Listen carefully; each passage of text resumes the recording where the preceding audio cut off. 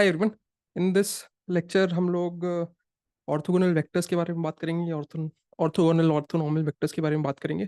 और हम ये भी कोशिश करेंगे कि अगर हमें किसी भी स्पेस में अगर हमें कुछ वेक्टर्स पता है, तो क्या हम स्पेस का उस स्पेस का या उस प्लेन का या उस डायमेंशन के हम बेसिस निकाल पाए। बेसिस क्यों निकालना जरूरी है हम देखते हैं आराम से।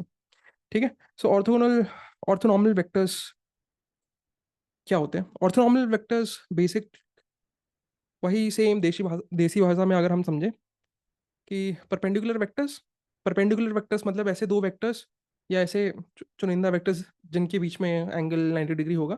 ठीक है। और ऑर्थोनॉर्मल मतलब क्या है? ऑर्थोनॉर्मल मतलब कि उनका जो अपने आप में उनकी जो लेंथ होगी that is one. Let's say physics में अगर आपने पढ़ा होगा आई कैप, जे कैप, के cap, so those are nothing but orthonormal vectors.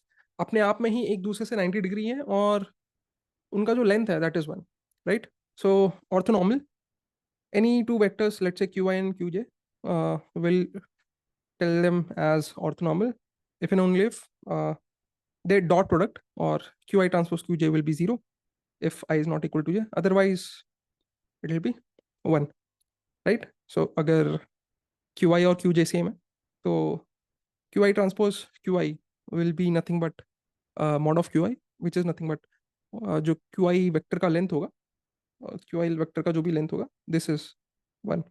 Okay. So orthonormal vectors ऐसे दो वेक्टर्स जिनके बीच में एंगल 90 डिग्री है एंड उनका खुद में जो लेंथ होगा दैट इज वन, ऑर्थोनॉर्मल। अगर उनका लेंथ वन नहीं है तो दैट विल बी ऑर्थोगोनल, जो हम लोग समझते हैं। ठीक है। So let's say if a and b are orthogonal then a transpose B will be 0, a transpose A and b transpose B will be a square and b square, and respective length अगर one है then only we will say कि भाई orthonormal है। ठीक है। So let's say there is a matrix Q, Q एक matrix है। ठीक है। जिसमें लेट्स से जो कॉलम है वो मेरे Q1 से लेके Qn तक n ऑर्थोनॉर्मल वेक्टर्स हैं। ठीक है। सो Q ट्रांसपोज Q क्या होगा? Q transpose Q will B an identity matrix, right? देख सकते हैं Q1 transpose multiplied by Q1, right? Q2 transpose multiplied by Q2 and so on and so fourth, right? या फिर सोच बहुत तरीके से इसको सोच सकते हैं। ठीक है। सो Q transpose Q will be identity matrix, right? So for an orthonormal matrix मतलब एक ऐसा मैट्रिक्स जिसके कॉलम्स, एक ऐसा मैट्रिक्स जिसके कॉलम्स आर ऑर्थोनॉर्मल वेक्टर्स। ठीक है। एक ऐसा मैट्रिक्स जिसके कॉलम्स आर ऑर्थोनॉर्मल वेक्टर्स, उसको हम बोलेंगे ऑर्थोनॉर्मल मैट्रिक्स। ठीक है। So for orthonormal matrix Q, Q transpose Q will be identity. And अगर क्यू स्क्वायर मैट्रिक्स है then only we will say कि भाई Q inverse will be Q transpose will be always equal to Q transpose. अगर square matrix नहीं है तो this doesn't exist. ठीक है, ऑब्वियसली। ठीक है, नेक्स्ट। सो हमने परम्यूटेशन मैट्रिक्स देखा था। So permutation matrix is nothing but orthonormal matrix, क्योंकि आप देखोगे हर एक कॉलम वेक्टर इज ऑर्थोनॉर्मल, मतलब हर एक हर एक वेक्टर दूसरे वेक्टर से परपेंडिकुलर है। This is nothing but J cap, के cap, I cap, right? Y axis, Z axis, X axis सोचने के लिए सोच सकते हैं। ठीक है। And Q transpose Q will be equal to identity. Okay. And similarly here this is also a example of orthonormal matrix. Q transpose Q will be always identity. Similarly this, अच्छा, अगर ये 1/√2 नहीं होता so this will be orthogonal matrix। ठीक है, orthogonal matrix, क्योंकि मैं इसका लेंथ इस सिर्फ इस वेक्टर का length will B √2, and when we are dividing the entire matrix with this √2, this is basically 1/√2 will go inside for each and every element. So this is nothing but 1/√2, 1/√2, 1/√2 and minus 1/√2. तो ये जो भी vector है इसका length one है, इस vector का भी लेंथ वन है, एंड इन दोनों के बीच का एंगल इज 90 डिग्री। देयरफॉर ये एक orthonormal matrix. Then similarly this one. ठीक है। सो कंफ्यूज मत होना, orthonormal matrix can be rectangular matrix, ठीक है, can be a rectangular matrix. Okay, so या आई थिंक ओके.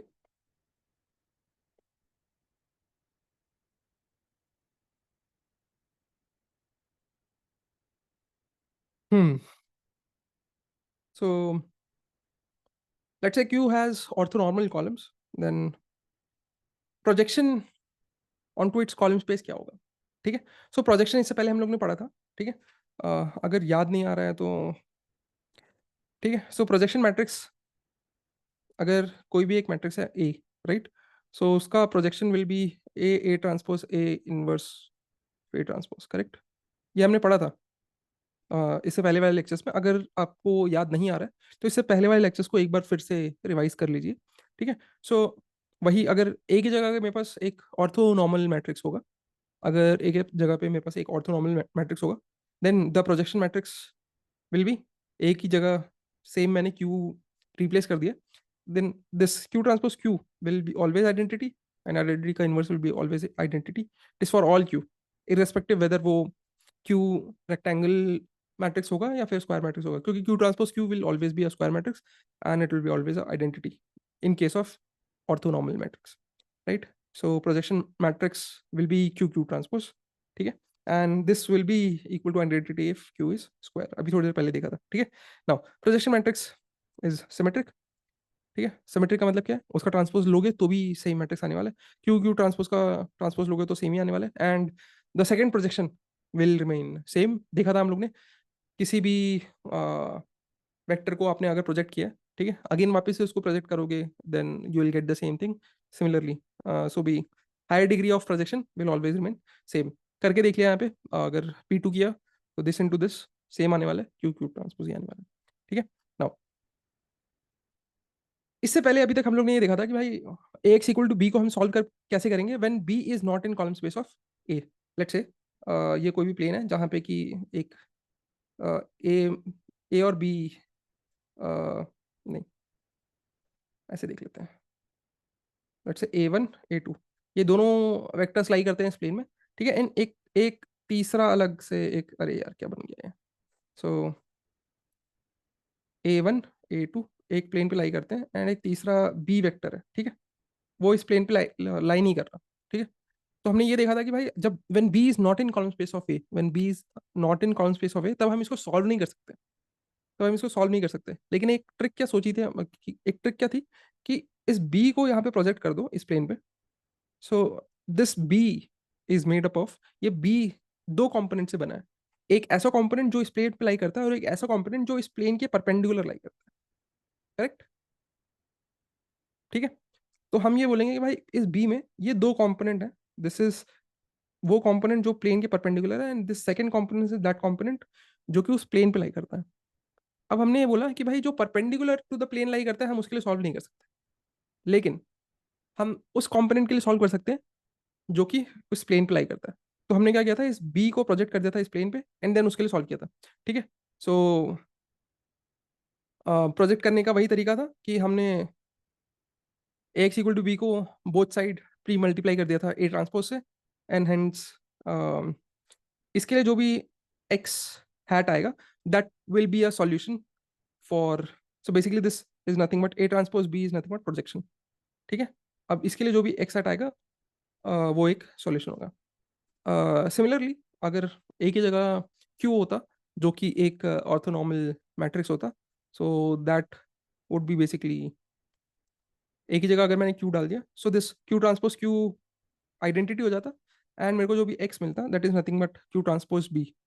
तो इसका कहने का क्या मतलब है कि जो भी एक्स है उसका, एक्स जो भी वेक्टर है, एक्स जो भी वेक्टर है, तो उसका जो भी एक कंपोनेंट होगा, उसका जो भी एक कंपोनेंट होगा, वो component is nothing but individual vectors, individual orthonormal vectors को प्रोजेक्ट कर लो, तो जो भी आपको स्केलर क्वांटिटी मिलेगी that is nothing but this एक्सेट।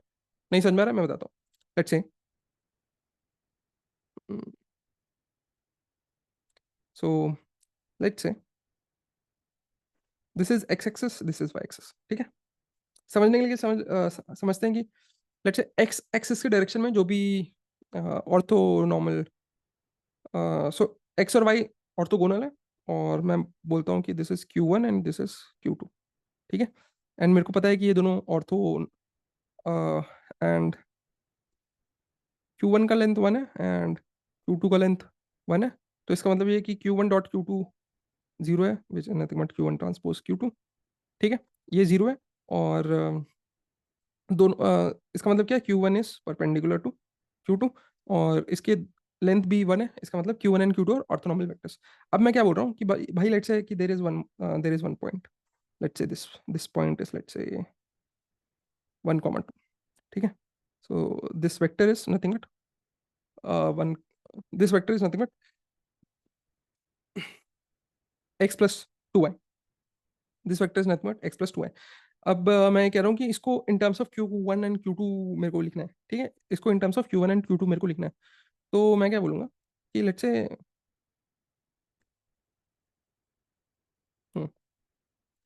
अब सो इसका प्रोजेक्शन ऑन Q1, इसका projection on Q1 will be, इसका projection on Q1 will be, देख लेते हैं। सो Q1, सो सबसे पहले मैं अपनी ऑर्थोनॉर्मल मैट्रिक्स बना लेता हूँ। सो Q1 Q2, so Q1 is nothing but 1 0 and Q2 will be 0 1, ठीक है। अब क्या बोल रहा है ये कि जो भी आपका वेक्टर है b, let's say this is a b, ठीक है। सो क्यू ट्रांसपोज बी करो, क्या मिलेगा मेरे को एक बार देख लेते हैं। 1 0 0 1 टाइम्स बी, 1 2, ठीक है। तो दिस इज नथिंग बट 1 2, ठीक है। अब this is nothing but x हट, ठीक है। अब हम्म, ठीक है। अब मान लेते हैं, लेट्स से मान लेते हैं कि अ, एक कोई वेक्टर था 1,2,3, 1,2,3। अब ये जो वेक्टर है इसका प्रोजेक्शन, अच्छा ये जो वेक्टर का, ये जो भी मैंने ड्रॉ किया है, this might be wrong in visualization, लेकिन बस अभी समझने के लिए समझ लेते हैं। 1 2 3, ये एक वेक्टर था 1,2,3, ठीक है। इस 1,2,3 को एक्स वाई प्लेन पे अगर मैं प्रोजेक्ट करूंगा तो क्या मिलेगा मेरे को, 1,2 मिलेगा, जो कि जेड तो जीरो हो गया, ठीक है। तो अभी जो भी जेड एक्सिस है अभी के लिए भूल जाते हैं। अब इसका क्या मतलब, इसका मतलब ये है कि एक्स एक्स हैट वेक्टर में जो ith एलिमेंट होगा वो मेरे को कैसे मिलेगा, वो मेरे को कैसे मिलेगा, ऑर्थोनॉर्मल मैट्रिक्स में जो भी Q1 वेक्टर है, जो भी Q1 वेक्टर है उसका डॉट प्रोडक्ट ले लो आप बी के साथ, उसका डॉट प्रोडक्ट ले लो आप बी के साथ, ठीक है। आइडियली ये क्या होना चाहिए था, 0 0 होना चाहिए था, और ये होना चाहिए था 3, ठीक है। सो ठीक है, अम, कर देते हैं इसको, इसको वैसे ही कर देते हैं, ठीक है। सो लेट्स से कि दिस इज 1 2 3, ओके। एंड ठीक है, Q1 let's say would be 1 0 0 and Q2 will be 0 1 0, ठीक है। तो अगर ऐसा है तो Q ट्रांसपोज क्या हो जाएगा,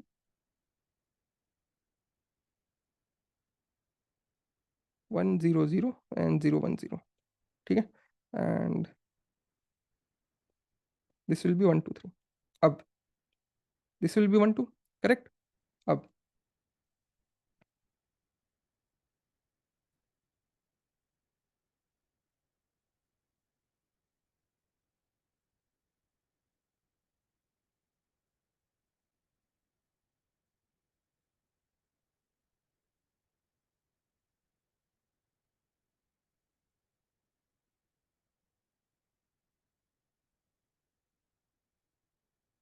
हम्म। So,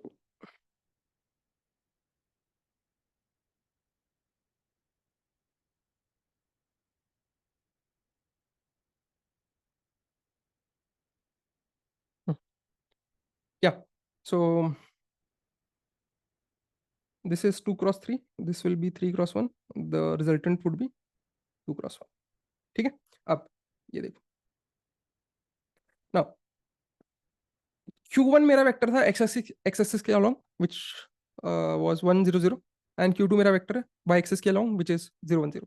ठीक है, नाउ Q ट्रांसपोज B क्या मेरे को देगा, B is 1 2 3 which is in 3 dimension. ठीक है, x y and z dimension.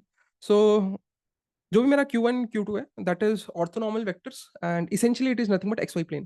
ठीक है, तो projection of this 1 2 3 on X Y plane will be obviously X और वाई कोऑर्डिनेट्स को रिटर्न करेंगे और Z coordinate will be nothing. Correct, क्योंकि एक्स वाई प्लेन में तो मेरे पास तीसरा कोऑर्डिनेट ही नहीं होगा. ठीक है, अब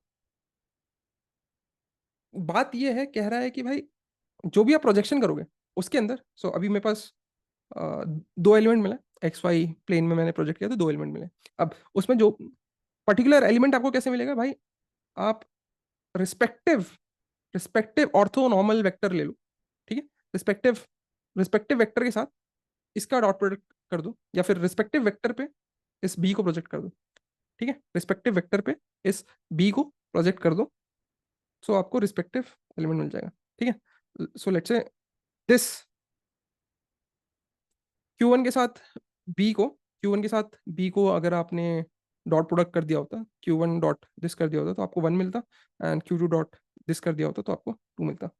सो I think this might be clear. नहीं समझ में आ रहा है तो थोड़ा सा पीछे जाके वापस से समझने की कोशिश कीजिए. So this might B easy to visualize for those people who had studied physics in their 11th or 12th class, पर इतना भी कठिन नहीं है. सो कोई भी एक वेक्टर, लेट्स से यहाँ पे 1 2 3 ले लिया. ठीक है, तो उसको अगर मैं एक्स एक्सेस में प्रोजेक्ट करने की कोशिश करूंगा तो 1 2 3 जो भी वेक्टर है, 1 2 3 जो भी वेक्टर है, मेरे को 1 2 3 मिला कैसे, मेरे को 1 2 3 मिला कैसे, 1 2 3 मिला ऐसे, एक्स एक्सिस में मैं एक स्टेप गया, वाई एक्सिस में दो स्टेप गया और जेड एक्सिस में तीन स्टेप गया. राइट, सो एक्स एक्सिस में कितना स्टेप गया is nothing but x axis में उसका प्रोजेक्शन, वाई एक्सिस में मैं कितना गया उसका मतलब है कि वाई एक्सिस में उसका प्रोजेक्शन, एंड जेड एक्सिस में मैं कितना गया इसका मतलब है जेड एक्सिस में उसका प्रोजेक्शन. राइट, अब एक्स वाई प्लेन में मेरे पास अगर दो ऑर्थोनॉर्मल वेक्टर्स प्रेजेंट है, सो मैं एक ऐसा वेक्टर जो कि हायर डायमेंशन में है, मैं उसको लोअर डायमेंशन में प्रोजेक्ट करने के लिए मैं वो ऑर्थोनॉर्मल वेक्टर्स को इस्तेमाल कर सकता हूँ. तो अगर यहाँ पे आपने देखा होगा तो मैंने बड़ी चतुराई के साथ क्या किया कि मैंने, अगर मेरे को एक्स वाई प्लेन में वेक्टर्स को प्रोजेक्ट करने थे तो मैंने उस प्लेन के दो ऐसे वेक्टर लिए जो कि परपेंडिकुलर है, जिनका लेंथ 1 है, और वो जाने अनजाने में उस एंटायर स्पेस का बेसिस बनाते हैं. बेसिस मैंने बताया था, बेसिस बेसिस मतलब collection of those independent vectors. Independent vectors मतलब एक कोई भी ऐसा वेक्टर नहीं होगा जिसको मैं बाकी सारे वेक्टर्स की मदद से रिप्रेजेंट कर सकूं. तो जैसे यहाँ पे ये वाला वेक्टर है, इस वेक्टर Q1 को मैं कभी भी Q2 से रिप्रेजेंट नहीं कर सकता और Q2 को मैं कभी भी Q1 से रिप्रेजेंट नहीं कर सकता हूँ. सो वो सारे वेक्टर्स, वो सारे इंडिपेंडेंट वेक्टर्स जिनकी मदद से मैं उस स्पेस के सारे वेक्टर्स को रिप्रेजेंट कर सकता हूँ, तो ऐसे वेक्टर्स को मैं बोलूंगा basis. They form those collection of vectors forms basis. ठीक है, and number of those vectors is nothing but dimension. So अब मैं ये कहता हूँ कि भाई मान लो आपके पास स्पेस में कुछ वेक्टर्स गिवन थे, स्पेस में आपके पास कुछ वेक्टर्स गिवन थे. अब मैं बोल रहा हूँ कि भाई उन वेक्टर से उस स्पेस का आपको बेसिस पता करना है. उन वेक्टर से उस स्पेस का आपको बेसिस पता करना है. इसका मतलब क्या है, सो लेट्स से कि एक्स वाई प्लेन में आपके पास दो वेक्टर गिवन है 1,2 एंड 4,5, लेट्स से, ठीक है। सो लेट्स से आपके पास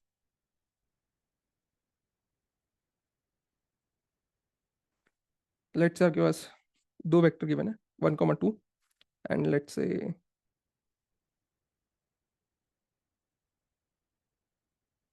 5,3, ठीक है। ये दोनों इंडिपेंडेंट वेक्टर्स है, करेक्ट, इंडिपेंडेंट वेक्टर्स है, क्योंकि 1,2 से आप 5,3 नहीं बता सकते हो। एक्स 1,2 से कभी भी आप 5,3 को डिनोट नहीं कर पाओगे, और 5,3 से कभी भी आप 1,2 को डिनोट नहीं कर पाओगे। लेट्स से कोई एक दूसरा वेक्टर होता है, लेट्स से 2,4, तो 2,4 and 1,2 are dependent vectors, because 1,2 1 2 जो भी वेक्टर होगा, 1 और 2 जो भी वेक्टर होगा, सो दिस वेक्टर को अगर आप 2 से मल्टीप्लाई करोगे, so you will get this 2,4 vector. So basically 1,2 and 2,4 will be dependent vectors, ठीक है। सो 1,2 से आप 2,4 को आप हमेशा ही बना पाओगे, या फिर 2,4 से आप हमेशा ही 1,2 को डिनोट कर पाओगे, ठीक है। Now here 1,2 and 5,3 are independent vectors, ठीक है। 1,2 से आप 5,3 को नहीं बना पाओगे, 5,3 से आप 1,2 को नहीं बना पाओगे, ठीक है। 2 डायमेंशन का केस लिया है क्योंकि छोटा केस है, समझ में आएगा, थोड़ा विजुलाइज कर पाएंगे। अब मैं ये चाह रहा हूँ कि, ठीक है, अब सबको पता है यार 2 डायमेंशन में डायमेंशन 2 है, इसका मतलब क्या है कि डायमेंशन 2 है, इसका मतलब क्या है कि सारे एक्स वाई प्लेन में सारे वेक्टर्स को रिप्रेजेंट करने के लिए मिनिमम मेरे को 2 इंडिपेंडेंट वेक्टर्स चाहिए, करेक्ट। वही बेसिस का डेफिनेशन ही वही होता है, ठीक है। नाउ अब जैसे कि मान लो कि भाई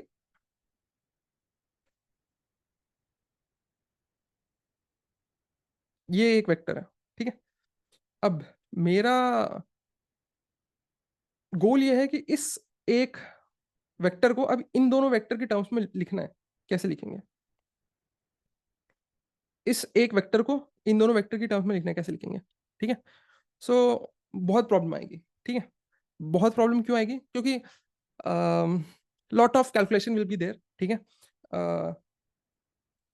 लेकिन बहुत प्रॉब्लम कब नहीं आती? बहुत प्रॉब्लम तब नहीं आती जैसे कि मेरे को entire x axis, entire x Y plane में, एंटायर एक्स वाई प्लेन में, ये जो भी एक्स वाई प्लेन है, इसमें अगर मेरे को ये पता चल जाए कि भाई कोई दो मेरे को परपेंडिकुलर वेक्टर्स मिल जाए, सो लेट्स से ये मेरे को मिल गया आई कैप और ये मेरे को मिल गया जे कैप, और लेट्स से ये Q1 है, ये Q2 है, ठीक है।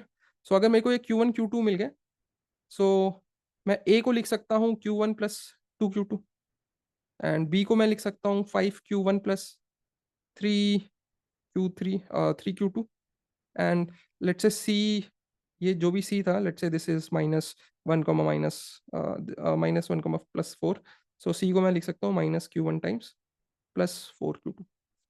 समझ में आ रही बात? सो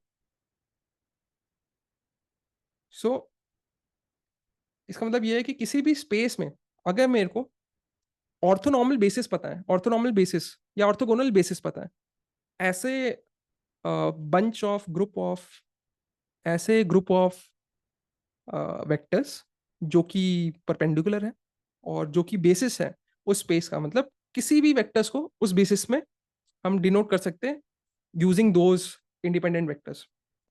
तो फिर हमारे लिए आसान हो जाएगा कि उस स्पेस में जो कोई भी वेक्टर मिल जाए, मैं उन ऑर्थोनॉर्मल वेक्टर्स की टर्म में उनको मैं लिख सकूं, ठीक है।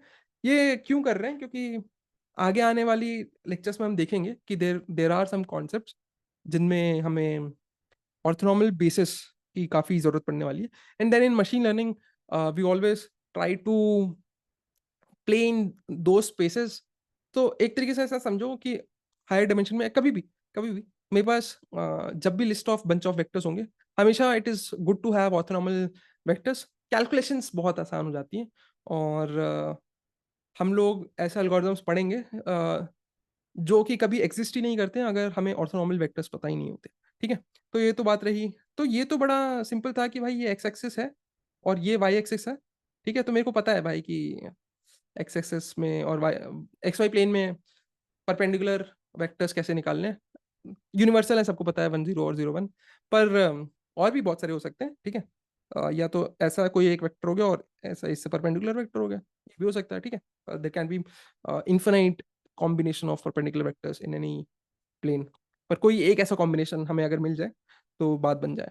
Now the problem here is कि कोई भी दो अगर मेरे को इंडिपेंडेंट वेक्टर्स हैं मेरे पास एक्स वाई प्लेन में, या फिर मेरे पास बंच ऑफ इंडिपेंडेंट वेक्टर्स हैं, और अगर मेरे को पता है कि इन बंच ऑफ इंडिपेंडेंट वेक्टर्स से उस पर्टिकुलर स्पेस में सारे वेक्टर्स को मैं रिप्रेजेंट कर सकता हूँ, तो फिर इन बंच ऑफ वेक्टर्स से मैं ऑर्थोनॉर्मल वेक्टर्स कैसे निकालूं। So basically in bunch of independent vectors से मैं ऑर्थोनॉर्मल बेसिस निकालना चाहता हूँ, ऐसे इंडिपेंडेंट वेक्टर्स जो आपस में ही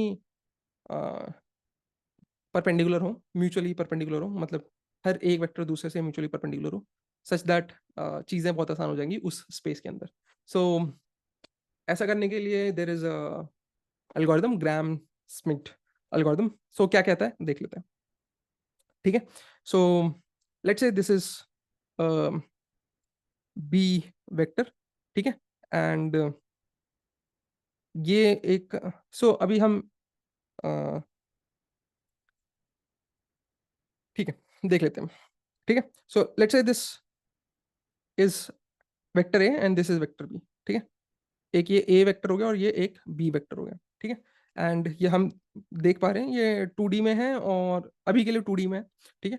सो ये 2D का एग्जांपल ये है, एंड ये दोनों इंडिपेंडेंट वेक्टर्स हैं। अब इनसे मेरे को एक ऑर्थोनॉर्मल बेसिस या ऑर्थोगोनल बेसिस निकालना है। ऑर्थोगोनल बेसिस मिल गया तो भाई उसको उसके लेंथ से डिवाइड कर देंगे तो ऑर्थोनॉर्मल हो जाएगा, ठीक है। सो कैसे करेंगे, ठीक है, बड़ा सिंपल है। तो सबसे पहली बात क्या कर सकते हैं, ठीक है। तो लेट्स से कि हमें हमें हमें हमें दो ऑर्थोगोनल डायरेक्शन निकालना है। तो लेट्स से कि एक डायरेक्शन ये हो गया कैपिटल ए, एंड ये एक डायरेक्शन हो गया कैपिटल बी, ठीक है। अगर मेरे को ए और बी पता चल गया तो मैं, अगर मेरे को क्यू वन निकालना है तो मैं क्या करूंगा, ए को ए के लेंथ से डिवाइड कर दूंगा, बी को बी के लेंथ से डिवाइड कर दूंगा, एंड मेरे को Q one and Q two मिल जाएंगे, ठीक है, सिंपल। तो यहाँ पे मैंने क्या किया, मैंने बहुत ही चतुराई से क्या किया, एक डायरेक्शन तो ए और बी में से कोई एक ले लो, ठीक है। तो जैसे ए यहाँ पे था और बी यहाँ पे था, ठीक है। तो मैंने बोला कि भाई एक एक जो वेक्टर है वो यहाँ पे ले लेता हूँ, अब इससे जो भी परपेंडिकुलर होगा वो मैं ले लूंगा, ठीक है। या तो ऐसा करो कि बी को तुम एक वेक्टर का डायरेक्शन मान लो, और इससे जो भी परपेंडिकुलर वेक्टर होगा वो that will be the second vector, simple simple. तो बेसिकली हमें सिर्फ एक ही वेक्टर फाइंड करना है, क्योंकि एक वेक्टर तो ऑलरेडी इन दोनों में से हम लोग ने ए डिसाइड कर लिया, करेक्ट। अब करेंगे कैसे, ठीक है। तो अब बी को निकालना है, तो निकालेंगे कैसे, तो सिंपल है यार, सिंपल है। सो बी का प्रोजेक्शन ऑन ए क्या होगा, बी का प्रोजेक्शन ऑन ए क्या होगा, this is this length will be let's say x, this length will be x. So this ये जो भी लेंथ होगी वो क्या होगी, a transpose B by A transpose a, correct. So projection of B on this vector a पढ़ा था हम लोग ने पिछले लेक्चर में, which is nothing but A transpose B by A transpose A. तो दिस दिस एरर बोलो या फिर the other component will be, so right. So ये बी दो कंपोनेंट से बना है, एक ये वाला कंपोनेंट एंड एक ये वाला कंपोनेंट। अगर मैं मानूं कि ए एंड बी मेरे को ये दो परपेंडिकुलर वेक्टर्स फाइंड करने हैं, ठीक है। सो इस बी को मैं क्या लिख सकता हूँ, projection of B on capital A plus projection of B on capital B, correct. अब projection of B on capital A क्या होगा, projection of B on capital A क्या होगा, projection of B on capital A क्या होगा, this A transpose B by A transpose A. And projection of B on capital B क्या होगा, projection of B on capital B क्या होगा, भाई B में से ये वाला कंपोनेंट, ये वाला जो भी प्रोजेक्शन है माइनस कर दूंगा तो मेरे को ये वाला प्रोजेक्शन मिल जाएगा, correct. This is nothing but projection of B on capital B will be nothing but B minus projection of B on capital A, right. So अगर मैंने अगर मैंने first direction A A vector को capital A मान लिया, ठीक है, जो भी मेरा फर्स्ट वेक्टर है, ठीक है। अगर अगर अगर अगर बहुत ज्यादा कंफ्यूज हो रहे हैं तो ऐसा ऐसा सोच लो, ऐसा सोच लो, this is nothing but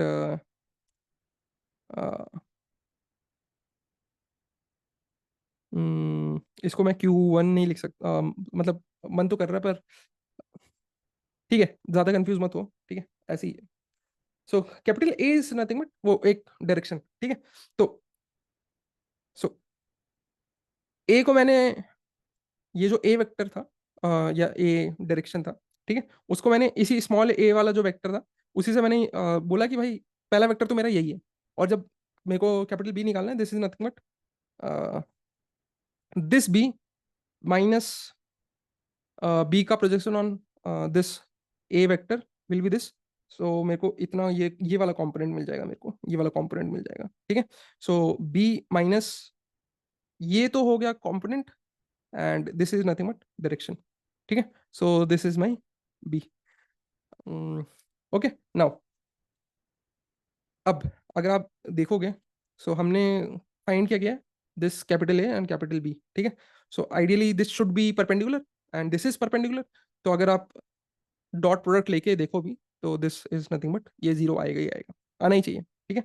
now let's say कि अगर एक मेरे पास सी और हो जाता, ठीक है, एक लेट्स से मेरे पास 3 डायमेंशन में 3 वेक्टर्स हैं, और इन तीनों वेक्टर्स को यूज करके मेरे को 3 म्यूचुअली परपेंडिकुलर वेक्टर्स निकालने सच दैट कि मैं उस स्पेस के सारे वेक्टर्स को बहुत ही इजीली डिनोट कर पाऊँ। तो बहुत आसान तरीका, पहला स्टेप, कैपिटल ए को उस ए वेक्टर से ही इनिशियलाइज कर दो, ठीक है। दूसरा स्टेप सेम था, जो भी मेरा कैपिटल बी होगा विच इज नथिंग बट ये जो भी बी है, ये जो भी बी है उसको क्या करो, उसको आप प्रोजेक्ट कर दो इस स्मॉल ए पे, ठीक है। तो ये जो भी कंपोनेंट है, इस कंपोनेंट को आप बी से सब्सट्रैक्ट कर दो, उस कंपोनेंट को बी से आप सब्सट्रैक्ट कर दो, ठीक है, and that will be your capital B, ठीक है। And C, capital C direction would be nothing but capital C direction would be nothing but जो भी सी वेक्टर है, ठीक है, जो भी आपका सी वेक्टर है, ठीक है, उसको उसमें से आप वो प्रोजेक्शन माइनस कर दो जो कि ए के डायरेक्शन में था, एंड वो वाला प्रोजेक्शन माइनस कर दो जो कि बी के डायरेक्शन में था। So essentially you will get direction which is perpendicular to A and B, ठीक है।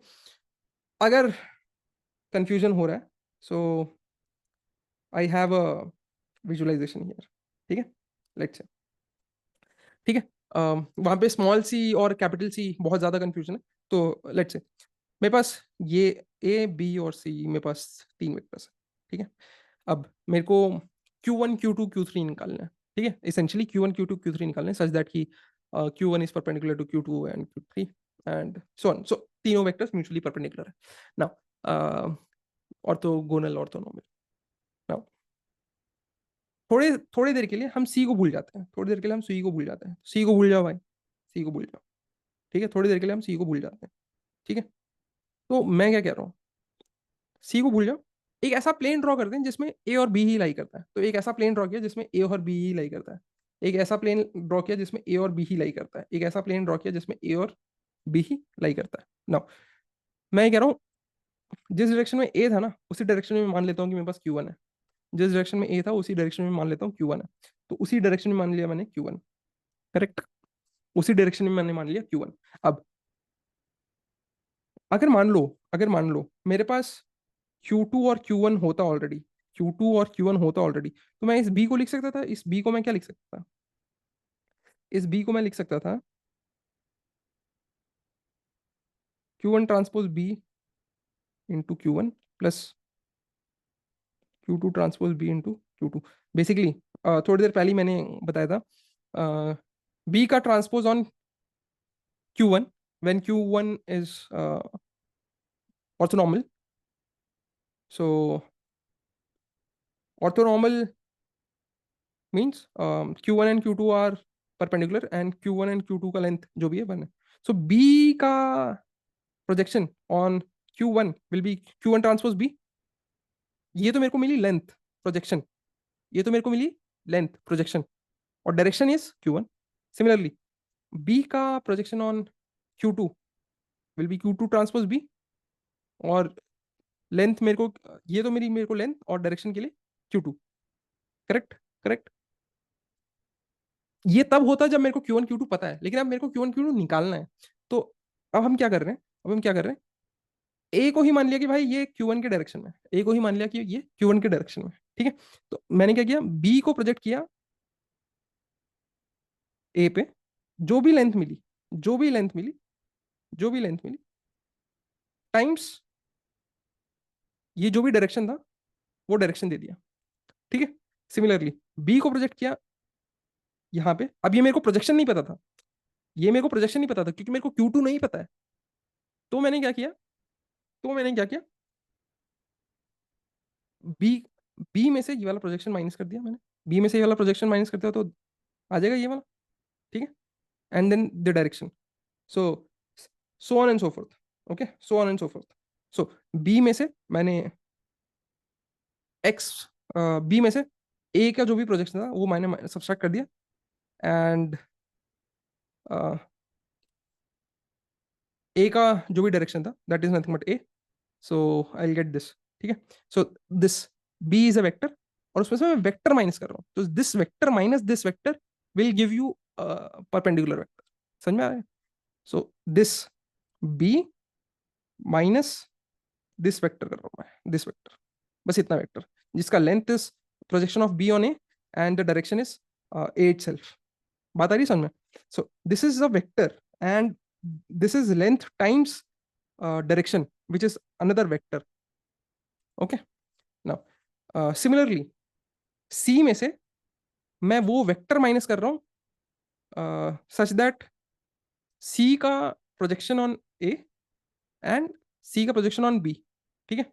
सो ए के डायरेक्शन में सी का जितना भी कंपोनेंट है उसको मैंने माइनस कर दिया, फिर बी कंपोनेंट में उसका जितना भी कंपोनेंट था उसको मैंने सब्सट्रैक्ट कर दिया। सो जो भी बचेगा that would B direction which contains length of C such that uh, it will not have A वाला component and it will not have B वाला component। तो जो भी उस वेक्टर में बचेगा it will only have a component which is perpendicular to A direction and B direction। I just hope कि I am able to justify this, otherwise please rewind and rewatch। Okay, so let's say मेरे पास दो vector हैं ए and B, इसमें ग्राम apply करना है। तो let's से मैंने एक एक डायरेक्शन मान लिया कि भाई ए ही मेरा पहला डायरेक्शन हो गया। सो बी क्या होगा मेरा, बी मेरा क्या होगा, जो भी बी वेक्टर है, जो भी बी वेक्टर है, ठीक है, उसमें से उसमें से अ, पहले तो वो वाला कंपोनेंट निकालो, वो लेंथ निकालो जो कि इस ए पे लाई करती है, right. So project B on A, so projecting B on A, right, projecting B on A, right, A transpose B by A transpose A, ठीक है। So A transpose B will be nothing but 3 upon a transpose a, the length of a will be 3, so this is nothing but 1।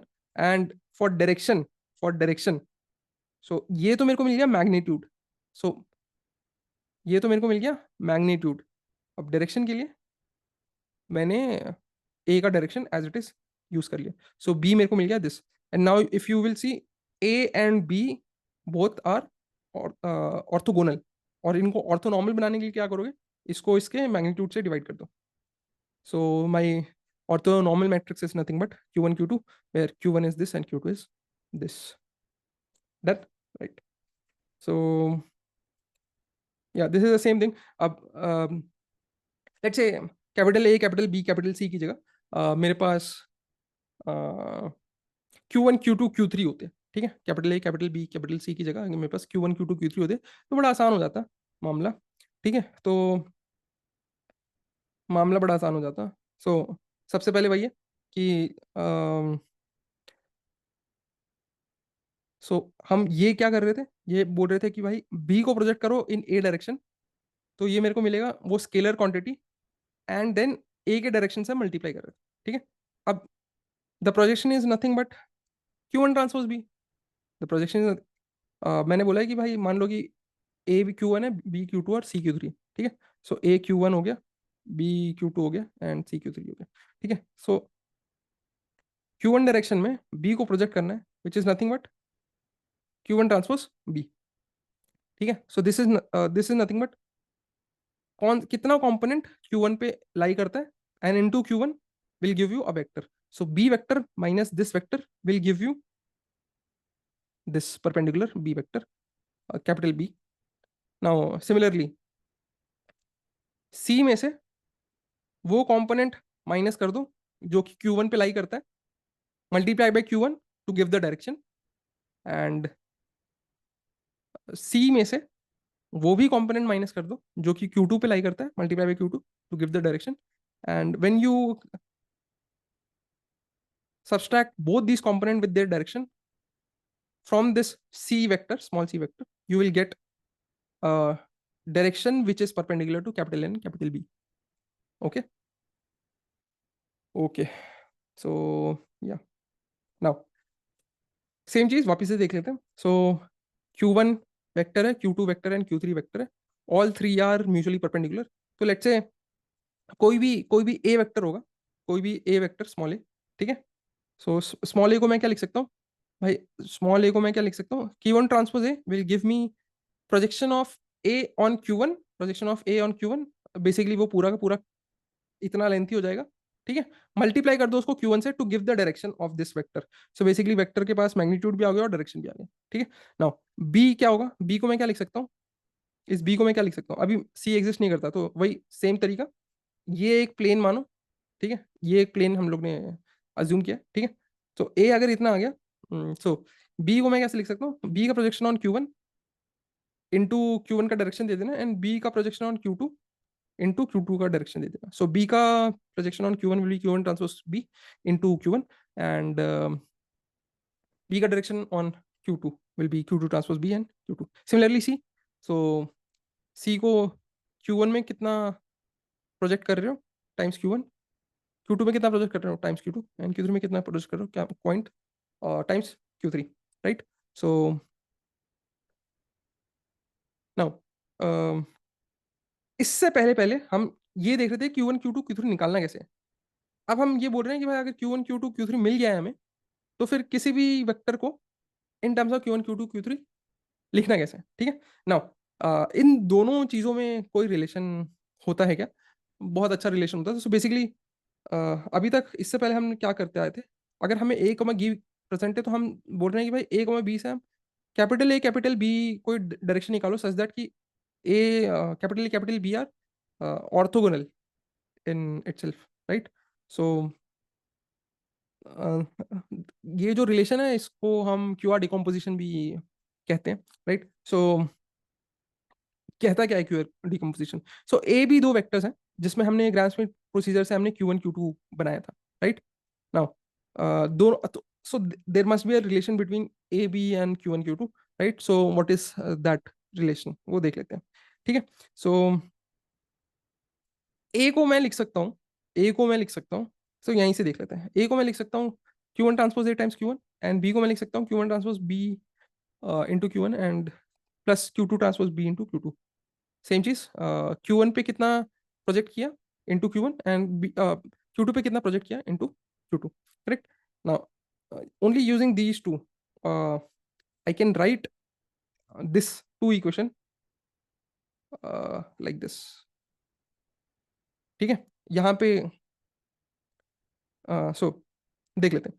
सो ए को Q1 पे कितना project किया times Q1 plus Q2 पे कितना project किया times Q2. सो Q2 पे projection will be zero क्योंकि this A is entirely on Q1. ठीक है. तो Q2 पे तो जो भी प्रोजेक्शन है दैट इज जीरो. ठीक है. So this is zero. Okay. So the final expression comes like this.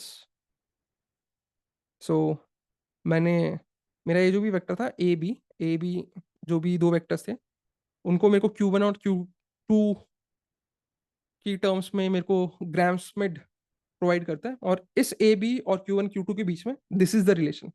So this is also known as QR decomposition. So here if you observe, this R is upper triangular. This R is upper triangular, and this matrix is nothing but orthogonal. And Q1 Q2 अगर orthonormal है then this Q will be orthonormal matrix, ठीक है। सो अगर याद होगा तो हमने एक एलयू डिकम्पोजिशन भी पढ़ा था जिसमें कि हम ए को A is equal to L U decompose करते थे, right. So this this matrix L used to be a lower triangular matrix and U would be upper triangular matrix. पर यहाँ पे एक कंट्रास्ट है, जो आर मैट्रिक्स है ये तो अपर ट्रायंगुलर है, पर this is not L, this is actually Q, right. So yeah so similarly अगर तीन वेक्टर हैं ए बी सी और उसको मैंने ग्राफ स्टेट प्रोसीजर से Q1 Q2 Q3 में कन्वर्ट किया है, सो इन दोनों में क्या रिलेशन होगा उसको लिखने का तरीका भी सिमिलर। ये चीज़ हमने अभी थोड़ी देर पहले देखी थी, ठीक है। And this can be written like this, same 2D को 3D में थोड़ा सा वो किया है, दैट्स इट। सो या 2D 3D नहीं, मतलब बेसिकली टू वेक्टर्स थे वहाँ पे, यहाँ पे थ्री वेक्टर्स हैं, yeah. So I think this is it in this lecture. Drop out some comments if you have any queries. And अगर आपको समझ में नहीं आ रहा है, so again rewind कीजिए। So most of the time क्या होता है कि उस पर्टिकुलर टाइम फेज में when I am in the flow, तो मुझे पता है कि आपके दिमाग में क्या डाउट्स आ रहे हैं, तो वो मैंने थोड़ा लेक्चर के आगे जाके भी कवर करने की कोशिश की कि जो सामने वाला बंदा है उसके दिमाग में ये भी प्रॉब्लम आ सकती है कि वो ये भी सोच सकता है, ठीक है। तो उसी मोमेंट पे पॉज करके ये मत सोचिए कि अरे यार, एक बार एंटायर लेक्चर गो थ्रू कर लीजिए। I by the end of the lecture I think most of the doubts will be cleared, ठीक है। सो या सी यू